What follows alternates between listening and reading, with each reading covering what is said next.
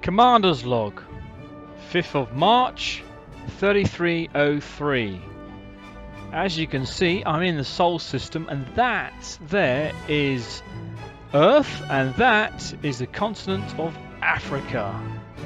I'm not coming here to see Africa today. I'm coming here to see, to land on Earth and go and visit the Kennedy Space Center near Orlando in Florida, the USA.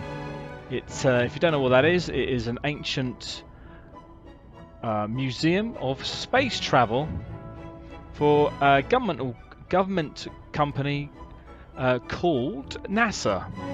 That's where they used to take off their, launch their ancient rockets. I think this is America here, North America. That's Canada. Oh yeah, there's Florida. I can see Florida. So it looks like we're going to have a few more hours before it is daylight, before it's the morning. Can't really see the clouds, but it does look a bit clear today. So let's get ourselves off to a space station, and probably Gorbachev, since it's just there. Look, because I can't land on Earth. I'm not allowed to. I don't have the permit. My ship is not equipped for that. So I have to get the some public transport down, a little shuttle.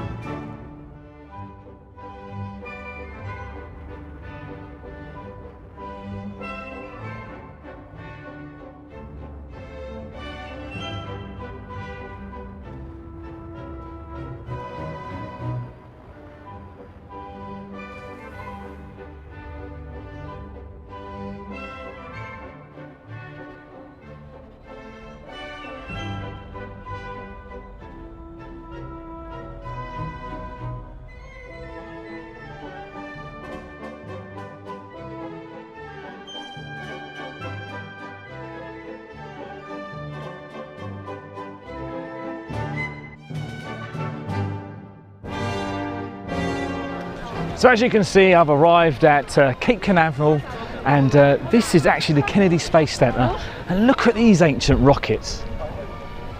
These are over 1,200 years old. They're not very large either. Must be about the size of a hauler, something like that.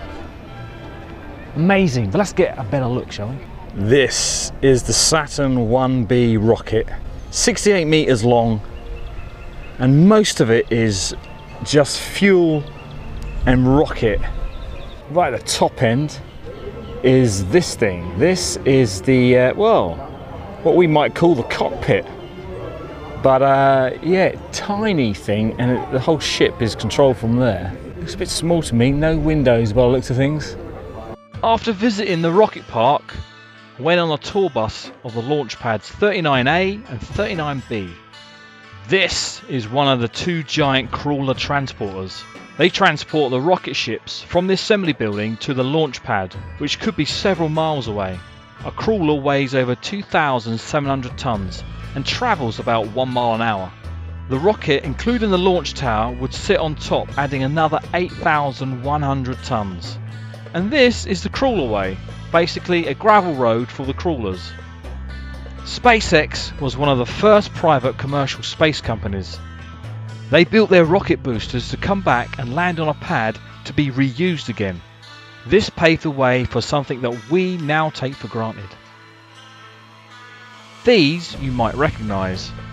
They are the blast pads for the Saturn V rocket, made from special heat resistant concrete. I think they're about the same size as the deflectors on a small pad. Here we have the vehicle assembly building. This is where the rocket ships were built. It is the largest single-story building ever built on Earth, standing at 160 meters, which is a little bit taller than an Anaconda. Each one of those stars on the flag is 6 meters across. So here we have the Saturn V rocket. This took man to the moon way back in 1969, 1968. It's like 1,200 years ago. I mean, this is the back end. It's actually, you know, it's normally should be sitting upright. Vertical takeoff and landing wasn't a thing back then. nor was fast and light travel, but this, the whole rocket, from the whole height of the rocket is about the length of a Type 9. 91% of the weight of this rocket was actually the fuel. Imagine that. Forget your 32-ton fuel tank, 91% of it is just fuel. And it took all night to refuel. 111 meters tall. The Type 9 is 117 meters long. You just imagine the size of this thing. It's not that big, taking man 20 odd days to get to the moon, where it really should only take a few minutes. And here we have the service module. Now this is where, in here, all the oxygen, fuel for the tank, etc., all electronics and stuff were stored. This is where the pilots, the commanders, stayed, and it looks very small, very cramped. In fact, this is the only section that's actually returned to Earth. So all that rocket, all the way back there, all that space rocket, the only thing that survived was that thing. So here we have the lunar module. This is the only bit that landed on the moon. Of course, these days we could do it quite easy and all in one ship. This bit actually remained on the moon, and then the top part took off and docked back up with the command module that was orbiting the moon. Things all sound so complicated way back then. And what we have here is one of the very first SRVs. This is what they called a moon buggy back then. It could take 2 passengers, and it didn't carry very much cargo. And notice there's no cockpit to protect you from the dust and whatever. Also, they've got to accelerate and brake here. Of course, we moved on from that now. We don't use them anymore. All the dials and switches just here. And a very simple radio transmitter.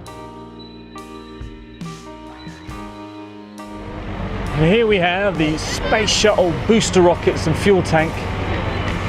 184 meters high. It's just a bit shorter than an Imperial cutter. And again, with the fuel tank there, that is just enormous, taking up most of the volume of the rocket.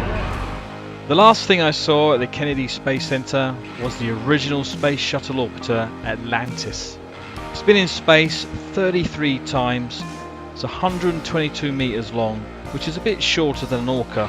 There were 5 orbiters that were built: Columbia, Challenger, Discovery, Endeavour and Atlantis, and each one could have a crew of 7. In that huge cargo bay, they used to carry satellites, including the Hubble Space Telescope and large parts of the International Space Station. They also did science experiments, which is something that we would not do now. Here I managed to get quite close to the main engines, and if you look close enough you can see the manoeuvring system.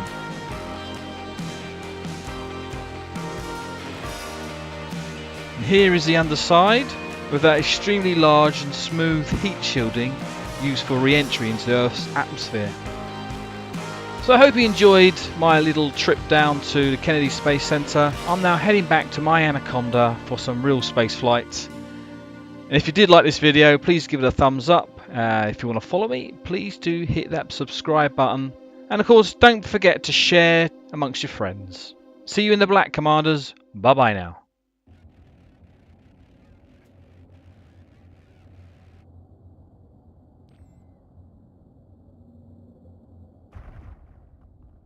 In breach of federal protocols, lethal response has been authorized. Caution, you are in breach of port protocols.